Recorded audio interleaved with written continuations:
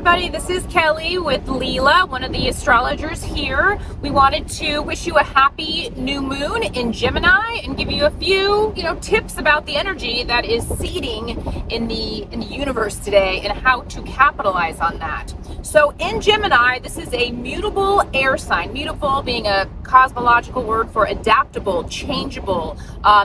Gemini really seeks variety. It seeks sort of a change up in our routine. One of the baseline questions for Gemini is how can we keep life interesting? We want to understand things, right? When you have planets in Gemini, one of their major strategies or major needs is to understand, right? If you have Venus in Gemini, you understand through language, the connection, intellectual connection, right? It's kind of the sapiosexual energy.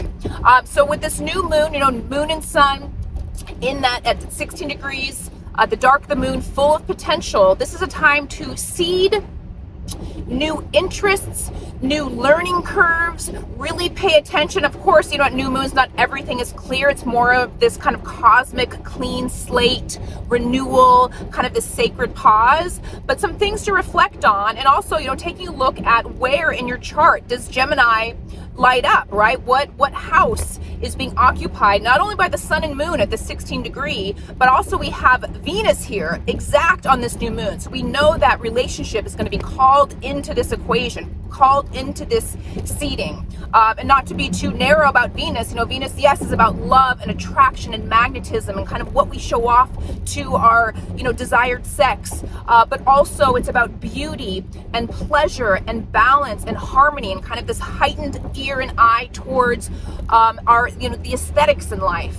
And so this renewal of what we find beautiful, what fills us with, excitement and thrill and scintillation and titillation, right? This is all kind of Gemini language, right? Gemini is like, a kid learning a new word. Is it a new bad word? Maybe, but it's like that healthy mischief that wants us to frame the world in a new way.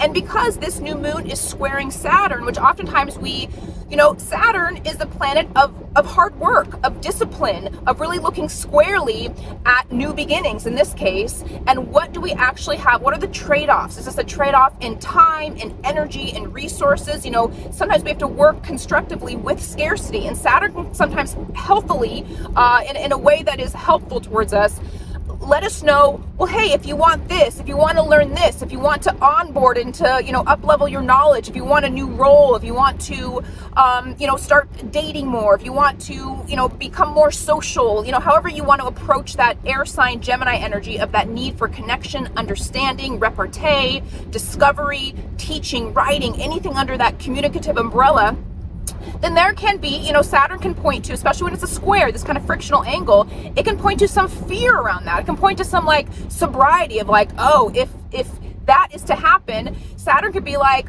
okay, let's take a moment to ground ourselves intentionally, a moment of silence to kind of connect with nature, right?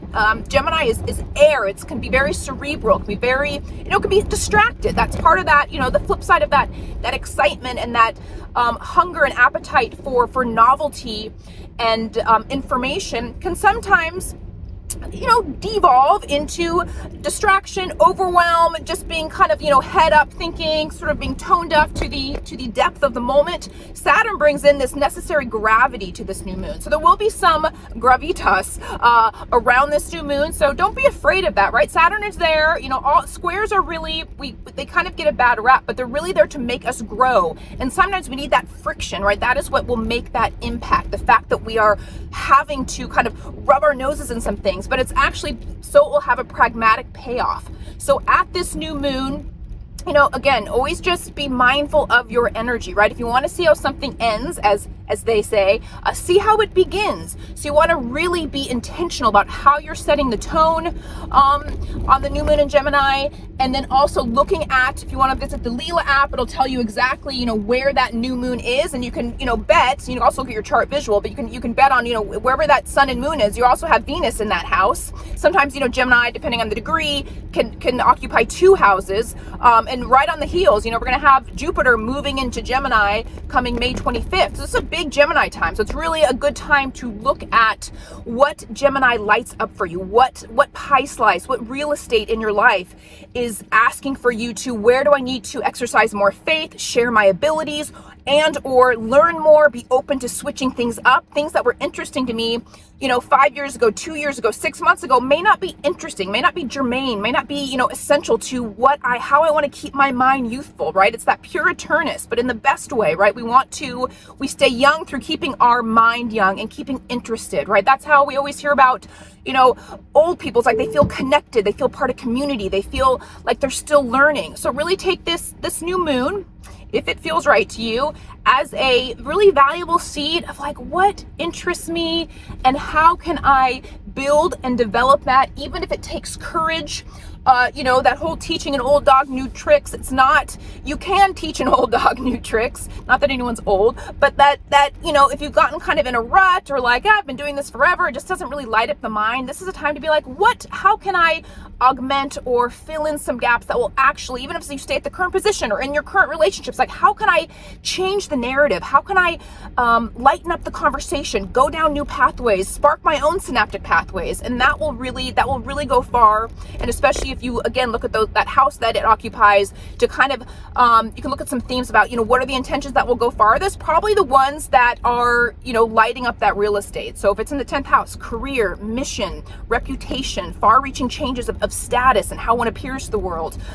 In the 7th house, relationship, pleasure, that give and take that, you're going to need, other souls to sort of complete this, new lunar cycle. So there's a little snapshot. Hope you enjoy. Make sure to visit the Lila app for more information on that house and some really brilliant, simple, profound interpretations through the lens of evolutionary astrology. And thanks for watching, and we hope to see you soon.